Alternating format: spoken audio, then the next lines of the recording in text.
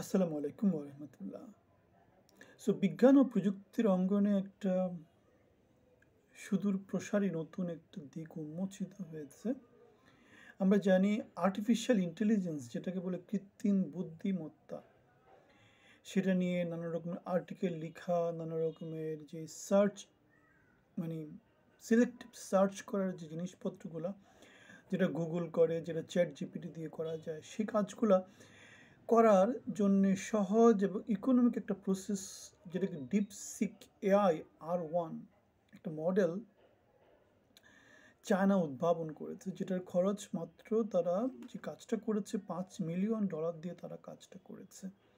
অন্যদিকে আমেরিকাতে কৃত্রিম বুদ্ধিমত্তা নিয়ে অনেকদিন ধরে কাজ হচ্ছে এবং তারা ট্রাম্প সরকার ক্ষমতায় আসার পরে $500 বিলিয়ন ইনভেস্ট করার একটা ঘোষণা দিয়েছে আগামী 4 বছর ধরে।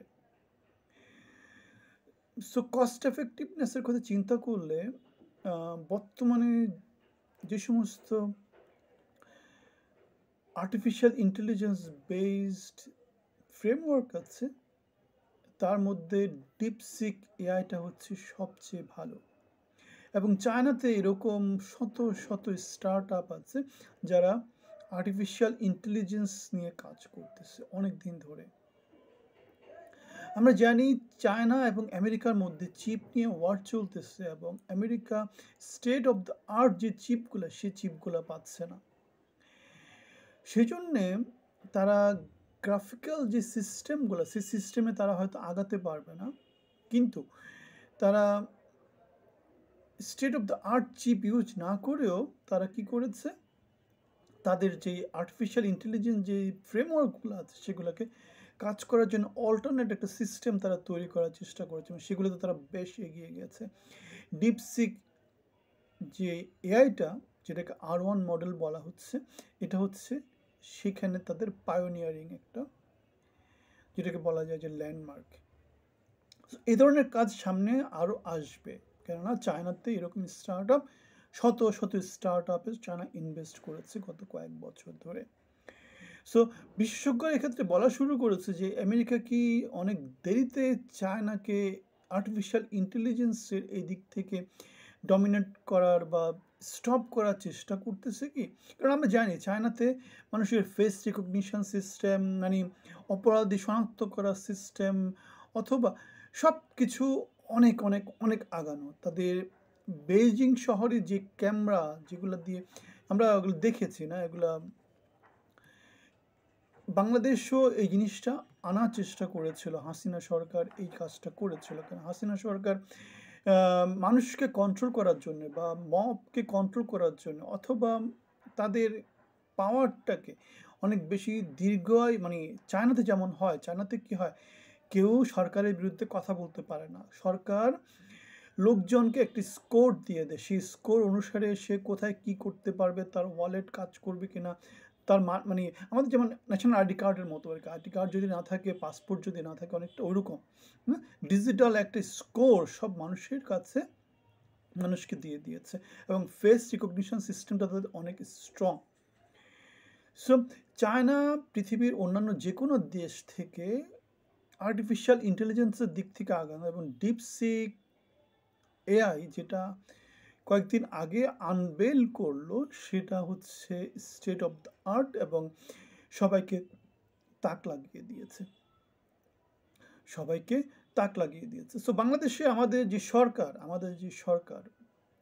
সরকারে আমরা সায়েন্স অ্যান্ড টেকনোলজির কোনো লোকজন দেখতে পাই না, সবাই হচ্ছে ইকোনমিস্ট।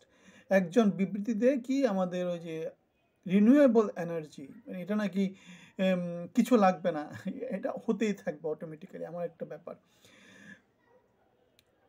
তখন আমি বলেছিলাম নতুন মাল আসছে না, নতুন মাল আসছে। সে ইকোনমিস্ট হয়ে সে কী করে, science and technology, solar power, এগুলো নিয়ে সে কথা বলে। ঠিক আছে, অচল মালগুলো দিয়ে আমাদের দেশ চলতেছে। যেখানে পৃথিবী আগে এগিয়ে যাচ্ছে, যেমন আমরা দেখেছি যে এলন মাস্ক মার্চে যাওয়ার জন্য নানা রকমের প্রজেক্ট হাতে নিচ্ছে। ঠিক আছে, কিভাবে কি করা যায় সেটা নিয়ে, শাটল সার্ভিস চালানোর নানা রকমের প্রজেক্ট তারা হাতে নিচ্ছে এবং আগামী 20 বছরের মধ্যে কিছু করার চিন্তা ভাবনা করছে। সেখানে আমাদের দেশে কিছুদিন আগে আওয়ামী লীগ সরকারের সময় তো তাহলে আমরা এরকম অনেক কথাবার্তা শুনতাম। অ্যাটলিস্ট তাদের একটা ভিশন ছিল, মিশন ছিল। এখন আমরা গত 6 মাস এগুলোর কিছুই তো আমরা দেখি না, কিছুই শুনি না, কোনো কিছুই। সবাই আছে কি সংস্কার, সংস্কার এগুলা নিয়ে আছে। অথচ পৃথিবীতে সায়েন্স অ্যান্ড টেকনোলজি কোথায় চলে যাচ্ছে? আমাদের সরকারি ইউনিভার্সিটিগুলো সব বেশিরভাগই বন্ধ। ছাত্ররা এখনো শিক্ষাক্ষেত্রে ফিরে যায় না। অথচ বেসরকারি ইউনিভার্সিটির ছেলেপেলেগুলা ঠিকমতো শিক্ষাক্ষেত্রে ফিরে গিয়েছে। সো আমাদের সরকার, আমাদের সিস্টেম, আমাদের পলিসি মেকার, আমাদের যারা উপদেষ্টা, আমাদের যারা প্রধান, প্রধান দায়িত্বগুলো তারা নিয়ে বসে আছে, তাদেরকে আপনি কি বলবেন?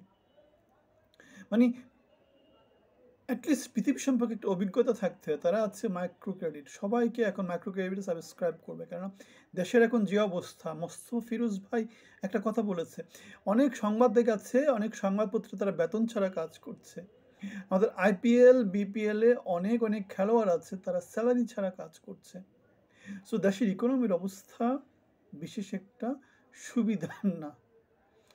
কলকারখানা বন্ধ হয়ে যাচ্ছে, দেশ থেকে বিদেশি বিনিয়োগ চলে যাচ্ছে, দেশের আইনশৃঙ্খলা পরিস্থিতি খারাপ, কলকারখানা বন্ধ হয়ে যাচ্ছে, তারপরে পত্রপত্রিকায় নিউজ আসতেছে কি রপ্তানি বাড়তেছে। সো প্রোপাগান্ডা কোথায় কোন লেভেলে চলে গেছে, কোথায় কোন লেভেলে চলে গেছে। একটা নোবেল পেয়েছে, এখন 10টা নোবেল আরও পাবে, এগুলো নিয়ে মাথায় রাখছে সব কিছু।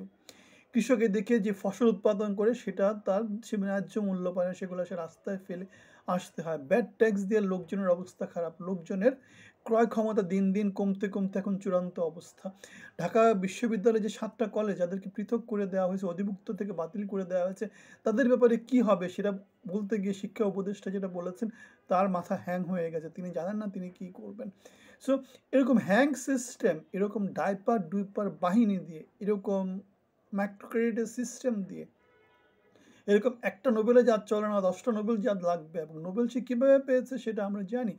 ইকোনমিক্সে নোবেল না, সেটা শান্তি নোবেল না। ইকোনমিক্সে নোবেল পেলে তাও একটা বুঝতাম যে কিছু একটা পেয়েছে। সো আমাদের বাংলাদেশের কি অবস্থা হবে? পৃথিবী যেখানে এরকম চিন্তা করছে, সেখানে আমরা চিন্তা করছি কী জিনিসপত্রগুলো নিয়ে।